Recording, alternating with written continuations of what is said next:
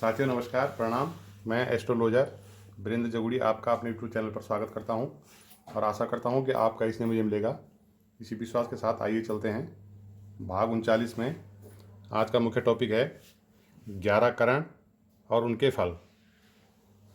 इससे पहले वाले भाग में मैंने आपको बताया था कि पंचांग 5 चीज़ों से मिलकर बनता है, जिसमें नक्षत्र, तिथियां, वार, योग और करण। जातक जब जन्म पैदा होता है तो उस समय देखा जाता है कि किस तिथि में पैदा हुआ, किस नक्षत्र में पैदा हुआ, कौन सा वार था, कौन सा योग उस समय चल रहा था और कौन सा करण उस समय चल रहा था। तो हमारे कुल 11 करण होते हैं जो पंचांग में होते हैं।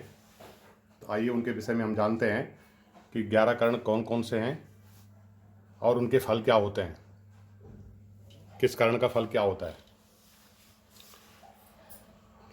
सबसे पहले नंबर का होता है वव करण, दूसरे नंबर का वालव, तीसरे नंबर का कौलव करण, चौथे नंबर का तैतिल, पाँचवें नंबर का गर, छठे नंबर का वाणिज्य, सातवें नंबर का विष्टि, आठवें नंबर का शकुनी, नौवें नंबर का चतुष्पद, 10वें नंबर का किंतुग्र और 11वें नंबर का नाग। इस प्रकार से ये हमारे 11 करण हो गए जो हमारे पंचांग में होते हैं और किस करण में किस जातक का जन्म हुआ है उसको देख करके ही उसमें अंकित किया जाता है जन्म पत्रिकाओं में।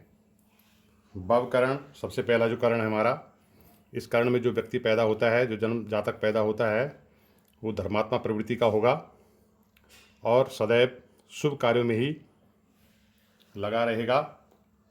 गलत कार्य अपने भविष्य में नहीं करेगा, अपने जीवन में नहीं करेगा। एक धर्म कर्म में उसकी विशेष रुचि होगी जो भव करण में पैदा होगा। बालव करण में जो व्यक्ति पैदा होगा वो भी धार्मिक प्रवृत्ति का होगा और साथ ही साथ विद्वान भी होगा और अच्छे कर्म करने से प्रसिद्धि प्राप्त करेगा। ये बालव कर्ण में पैदा होने वाले जातक की विशेषता होगी। इसके बाद तीसरे नंबर का आता है कौलव। कौलव कर्ण में जो जातक पैदा हुआ है सबसे मित्रता करने वाला होगा, परोपकार में तत्पर रहने वाला होगा और मान सम्मान पाने वाला होगा। ये उसके अंदर विशेषताएं पाई जाएगी। इसके बाद चौथे नंबर का तैतिल जो करण है, इसमें जो जातक पैदा हुआ हो भौतिक सुख सुविधाओं से मुक्त होगा, भौतिक सुख सुविधाओं से युक्त होगा। उसके पास सारी चीज़ें होगी जीवन में, ऐश्वर्य की जो भी चीज़ें होती है, चल अचल संपत्ति का मालिक होगा, ये उसके पास जीवन भर रहेगा।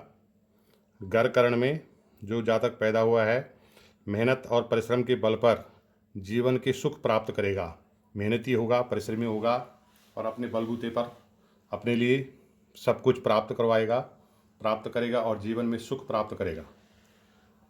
वाणिज्य जो करण है, इसमें जो जातक पैदा हुआ हो व्यापार करने वाला, मान प्रतिष्ठा वाला होगा तथा देश विदेश की यात्रा भी करेगा।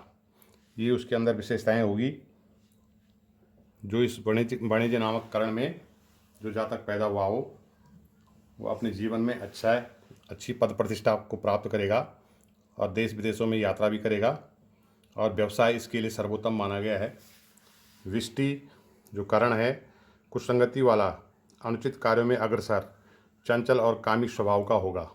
ये विष्टि करण में जो जातक पैदा हुआ है उसकी विशेषता होगी। शकुनी करण में जो पैदा हुआ हो ये अधिकांश मेडिकल, वैद, मशीनरी और औजार निर्माण आदि व्यवसाय से जीविका चलाने वाला होगा। चतुष्पद में जो व्यक्ति पैदा हुआ है गौ सेवा, मानव सेवा करना और सात्विक प्रवृत्ति से युक्त होगा, अर्थात अपने जीवन में सात्विक गुणों वाला होगा। गौ सेवा, मानव सेवा, ब्राह्मण सेवा ये सब उसके अंदर होगा और चिकित्सा के क्षेत्रों में ख्याति प्राप्त करेगा।